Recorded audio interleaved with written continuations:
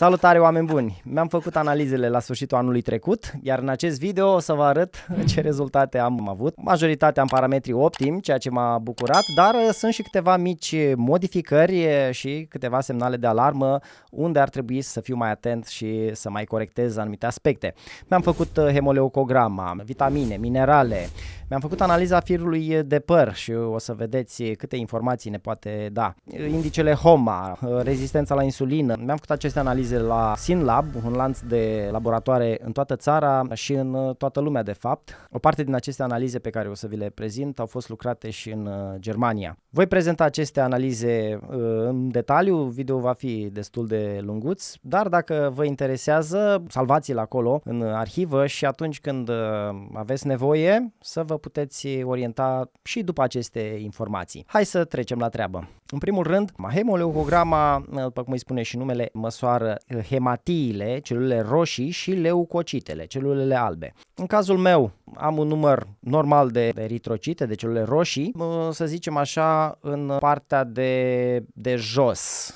Deci nu am un număr foarte mare, de obicei numărul crescut de celule roșii poate semnifica fie un anumit grad de deshidratare, pentru că numărul de celule roșii se măsoară pe cantitatea de sânge, de plasmă și atunci dacă suntem deshidratați, ele par mai concentrate și atunci numărul lor poate fi mai mare. Deci numărul crescut de celule roșii poate fi și un semn de deshidratare sau și un semn de hipoxie cronică. De obicei, celule roșii crescute au cei care locuiesc la altitudini mari, la 3.000-4.000 de metri, sau persoanele care au un nivel scăzut de oxigen în sânge, fie din cauza problemelor respiratorii, probleme pulmonare, astfel încât corpul, dacă nu este bine oxigenat, numărul de transportatori trebuie să crească, trebuie să fie mai mulți cărăuși. Așa încât dacă aveți un număr crescut sau înspre limita superioară acolo, poate fi aceste două motive, de obicei hipoxia cronică, lipsa de oxigen suficient e cauzată de sedentarism.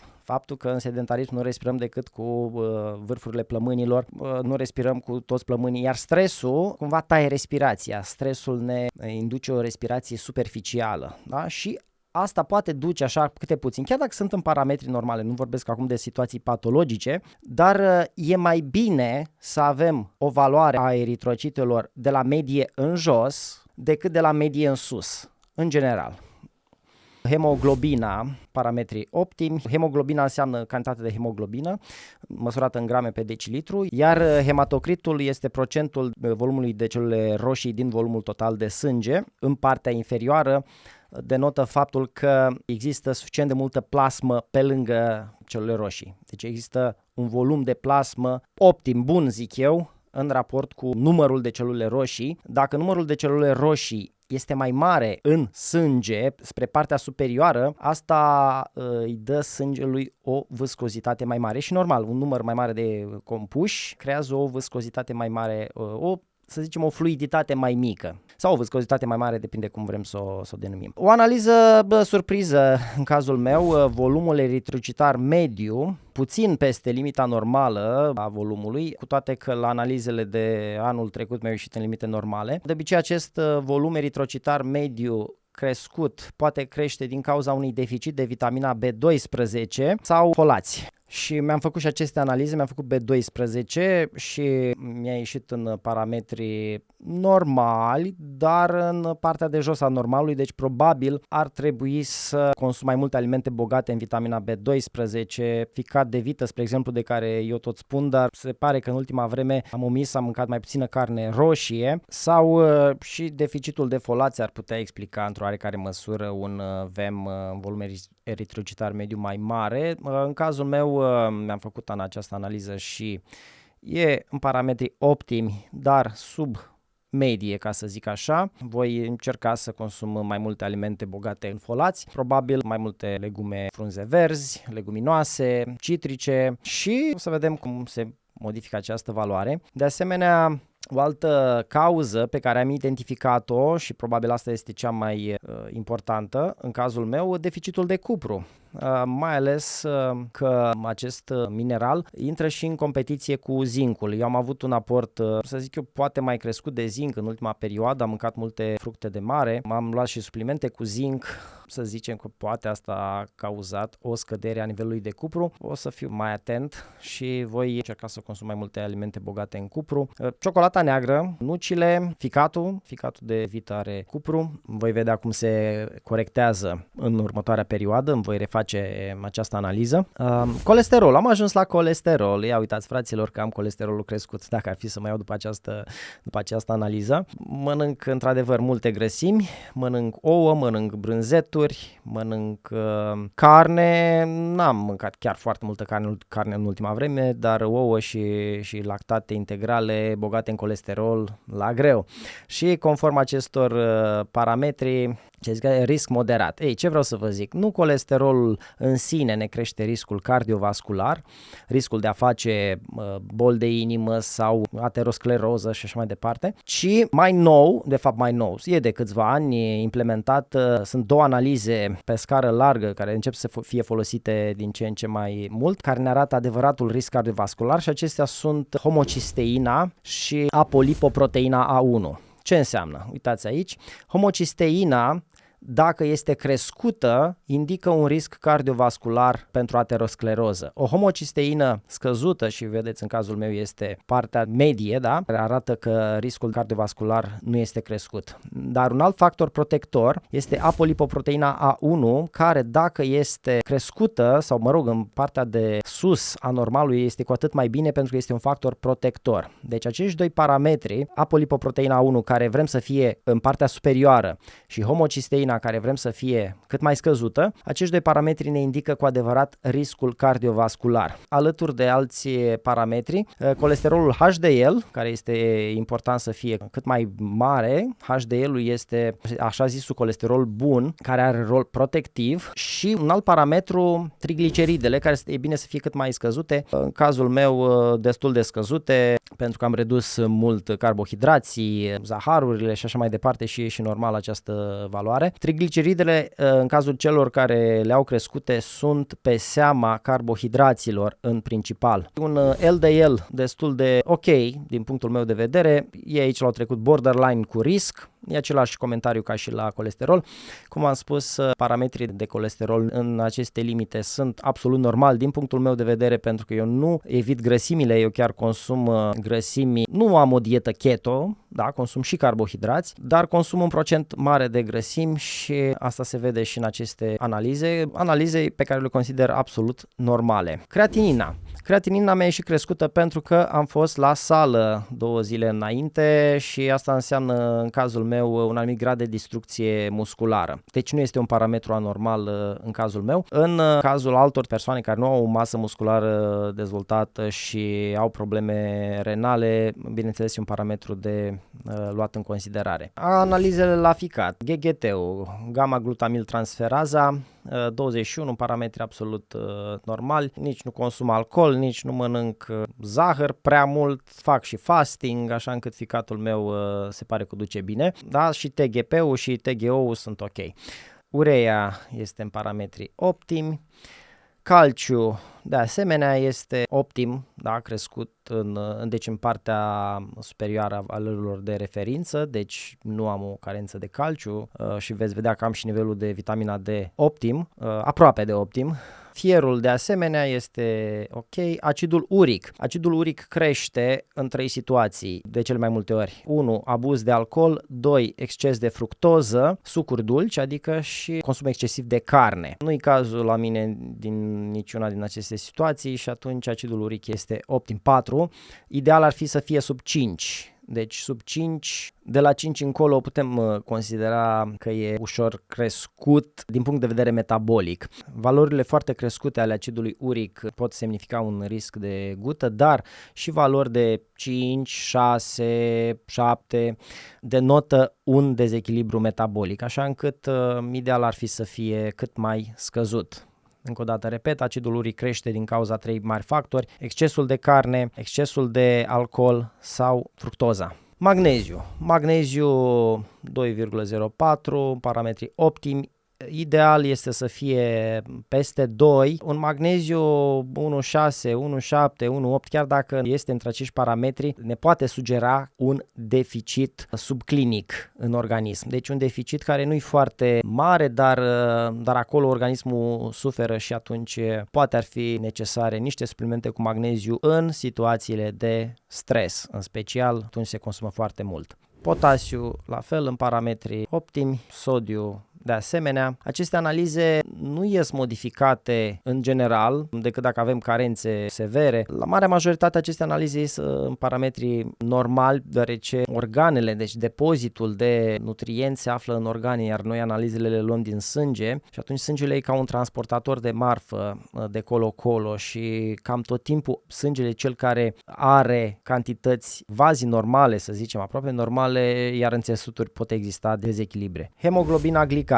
ne arată de câtă hemoglobină s-a legat glucoza în ultimele 3 luni, să zicem, durata medie de viață a eritrocitelor. Celulele roșii trăiesc în medie 3 luni. Dacă a fost în sânge în ultimele 3 luni un nivel crescut de glucoză, deci glicemii crescute, atunci această valoare ar fi mare. În cazul meu este în parametri normali, optimi, și veți vedea și valoarea glicemiei mai jos, 80. Deci o glicemie relativ scăzută, dar mai e un aspect pe care vi-l recomand să-l cereți la analize, insulina. Insulina în cazul meu este sub parametrii, așa zici, normali, dar cum interpretez asta? Prin prisma faptului că 24 de ore din 24, nivelul meu de glicemie, de aport glicemic, fie prin aport alimentar, fie din cauza stresului, nu este foarte mare.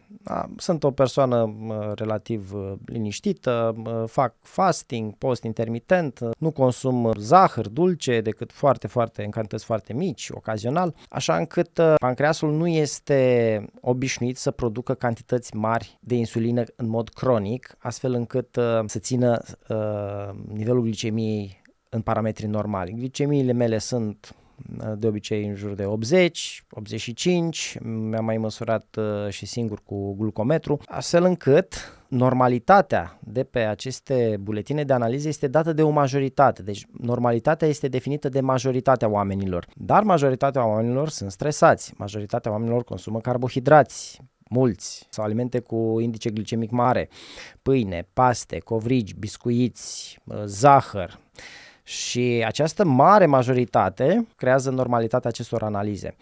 Așa încât vedeți unde vă situați și dacă insulina este crescută, calculați și indicele HOMA și luați măsuri în acest sens. Insulina crescută determină rezistență la insulină și asta cauzează incapacitatea celulelor de a primi nutrienții, nu doar glucoza, ci și aminoacizii, mineralele, de exemplu potasiu, are nevoie de insulină pentru a intra în celule. Și dacă există rezistență la insulină, asta cauzează foarte multe probleme de sănătate, probleme metabolice, inflamație și așa mai departe. Deci, insulina de obicei nu se cere pe analizele standard decât în cazul persoanelor cu diabet sau atunci când se pune problema unei rezistențe la insulină sau unui test de toleranță modificată la glucoză și se cere în mod special. Deci vă recomand să cereți din start această analiză, adică glicemia și insulina, și cu ajutorul acestor doi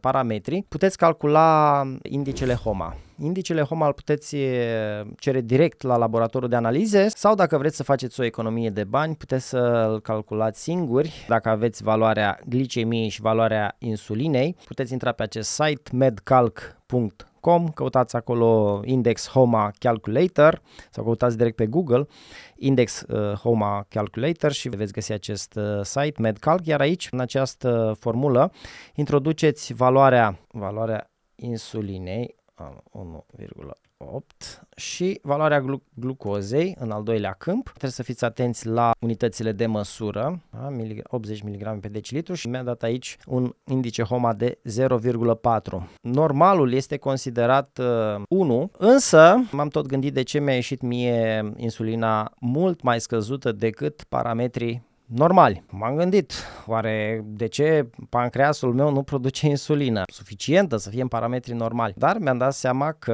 atunci când mănânc produce insulină suficientă, deci n-am o problemă cu glicemia. Și glicemia mea este scăzută, da? Deci e normală de fapt, 80. În partea de jos a normalului. Păi, la cât fasting fac eu, bineînțeles că rezistența mea la insulină este mai mică decât a marii majorități a oamenilor. De ce? Majoritatea oamenilor, dacă sunt stresați, dacă consumă zahăr, carbohidrați, pâine, paste și așa mai departe, nivelul glicemiei de bază este mai mult de 80, e 85, 90, 95, chiar în parametrii normali, deci o glicemie sub 100, 105 unele laboratoare dau chiar 110, în fine pe acolo, dar asta nu înseamnă că e bine și de multe ori le zic oamenilor, chiar dacă aveți glicemia 90, 95, 100, e în parametri, așa zici, normali, faceți și insulina și dacă insulina este crescută, înseamnă că există rezistență la insulină și apoi acel indice HOMA poate fi aici 2, de la 2 în sus e considerată rezistență la insulină, chiar și mai mult. Am întâlnit persoane cu indice HOMA 8, 10 chiar, deci o rezistență la insulină foarte, foarte mare și glicemia în parametri, așa zici, normali, 90, 95, 100. Deci nu vă culcați pe ureche dacă aveți glicemiile mari, iar asta vă va spune și hemoglobina glicată. Hemoglobina glicată, dacă este crescută, înseamnă că în ultimele 3 luni nu ați fost foarte cuminți. Deci acestea sunt semne incipiente și dacă faceți aceste analize le veți observa din timp. Acționați preventiv, ce înseamnă să faceți mișcare, să renunțați la zahăr, să faceți post intermitent și toate celelalte sfaturi pe care vi le mai ofer. Mergem mai departe, proteina C reactivă este scăzută, asta înseamnă că nu am inflamație sistemică în organism. Vitamina B12, cum v-am spus și la început, e normală, dar aș putea să o mai cresc prin alimentație. Folații la fel, vitamina A este în parametri optimi, vitamina D.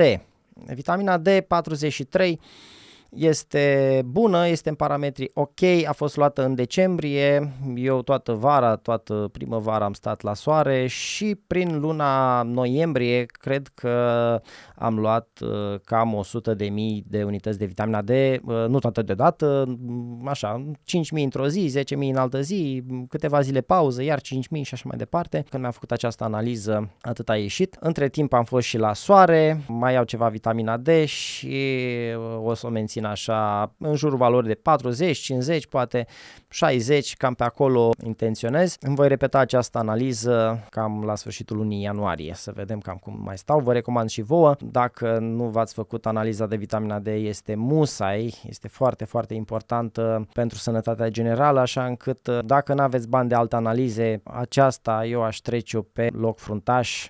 Este și o ofertă la laboratoarele Synlab. Vedeți, prețul e acceptabil, așa încât e o analiză extrem de importantă. Dacă valorile sunt scăzute, sunt necesare suplimente. Mai departe, mi-am făcut și hormonii steroizi, DHEA, testosteronul liber, mi-au ieșit în parametri foarte buni, deci cumva stilul de viață, antrenamentele fizice, asta cred că m-au ajutat. Am luat și mai multe suplimente despre care am mai vorbit în materialele despre testosteron și în cazul meu văd că au funcționat, asta este dovada vie. Cortizolul care înseamnă stres e în parametri normal la mine, nu sunt foarte stresat, m-am mai relaxat așa în ultima vreme.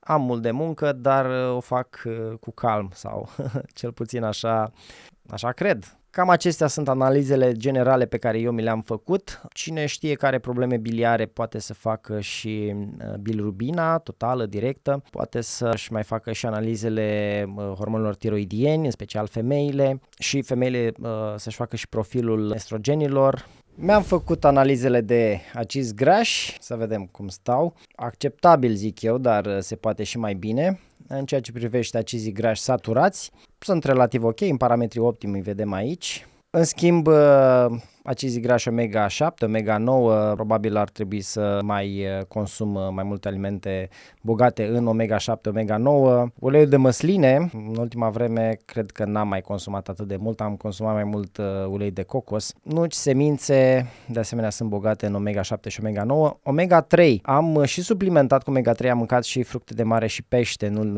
ultima perioadă și stau relativ bine.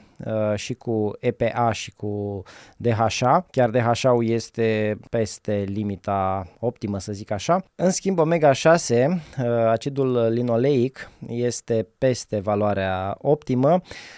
Cu toate că eu gătesc acasă, sunt destul de atent, dar vrând nevrând mai mănânc și în oraș. Și în oraș se gătește cu ulei de floarea soarelui. Alimente procesate nu prea consum, dar se mai întâmplă din când în când și iată că chiar și așa, cu un aport destul de redus de uleiuri procesate din semințe, chiar acest acid în cazul meu este ușor crescut, dar în cazul multor oameni este mult peste această limită. Deci, în concluzie, cu acizii grași stau relativ bine, ar trebui să consum mai multe nuci, semințe, ulei de măsline și mai puțin uleiuri procesate sau să evit pe cât pot. Eu oricum fac asta și din păcate majoritatea oamenilor au dezechilibre foarte mari în acest sens.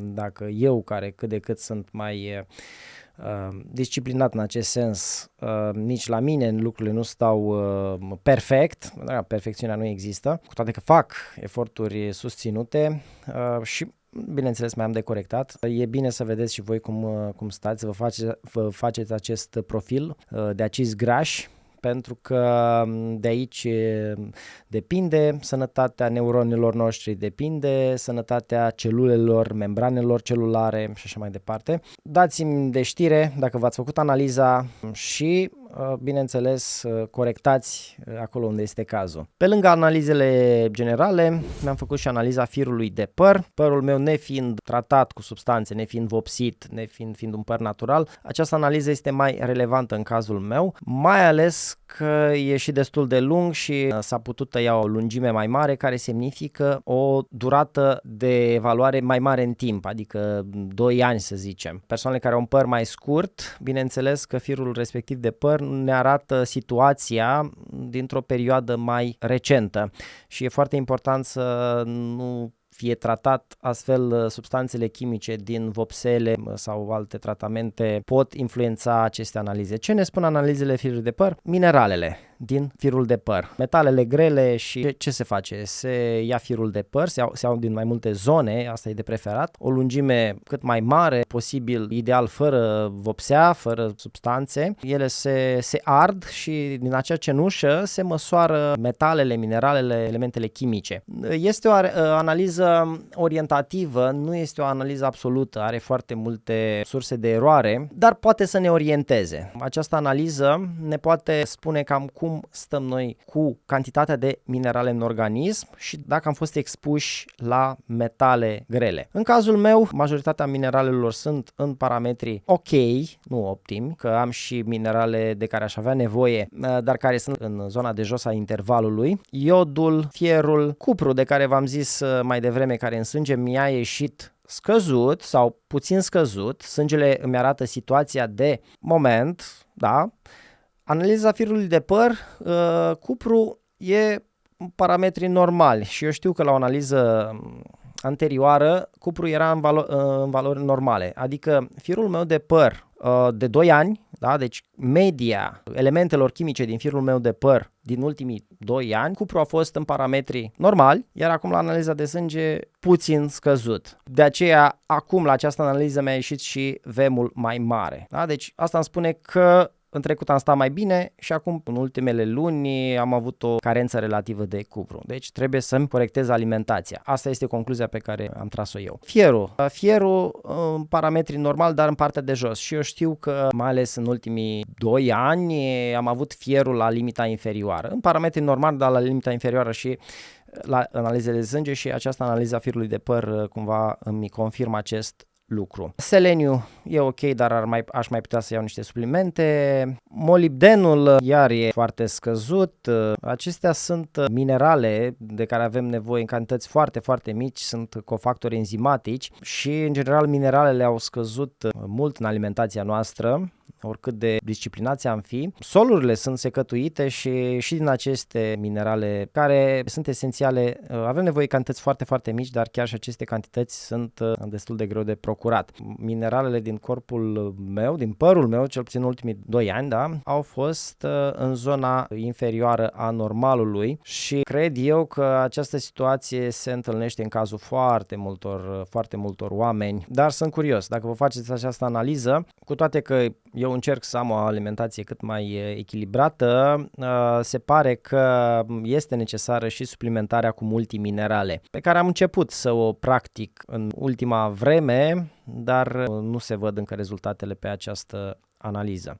Deci aici în prima parte avem elementele de care avem nevoie în cantități mici, sunt elemente esențiale și sunt cofactori enzimatici și dacă aveți carențe e foarte, foarte important să le corectați prin suplimente sau prin alimente bogate în acele elemente. Calciu, magneziu sunt în parametri optimi. Cu astea sunt și cele mai celebre și atunci e ușor de corectat. Magneziu am suplimentat ori de câte ori a fost nevoie, vitamina D în parametri optimi și consum produse bogate în calciu, deci aici nu e nicio problemă. Zincul la fel, am fost mai atent la zinc și am vorbit despre zinc și am și suplimentat și rezultatele sunt ok.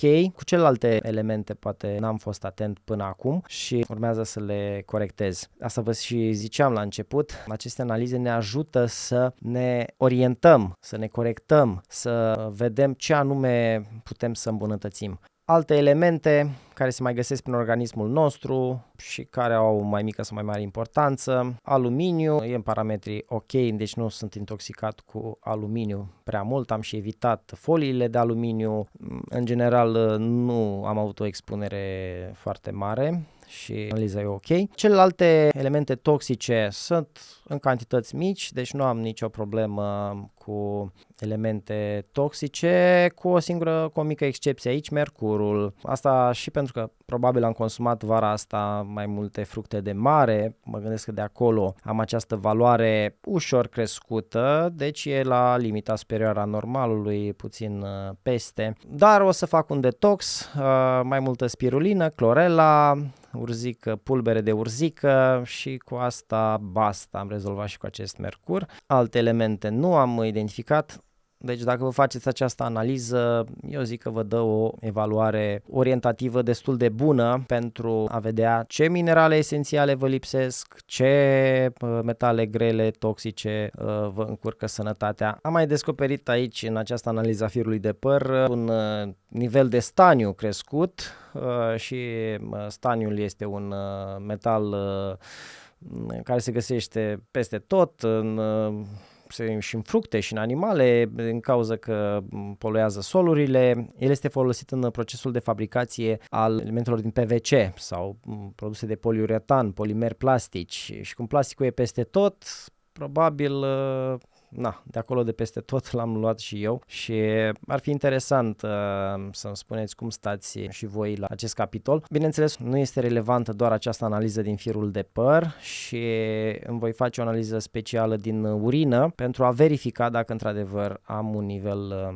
crescut. Și atunci să iau măsuri în acest sens. În concluzie, analiza firului de păr este o analiză orientativă și este cu atât mai elocventă pentru nivelul nostru de minerale din corp din ultimul an sau jumătate de an sau 2 ani în funcție de fiecare cât de lung a fost părul disponibil pentru recoltare și eu consider o analiză relevantă, dar care să ne orienteze, mai ales atunci când descoperim anumite dezechilibre, trebuie verificate și prin analize de sânge curente.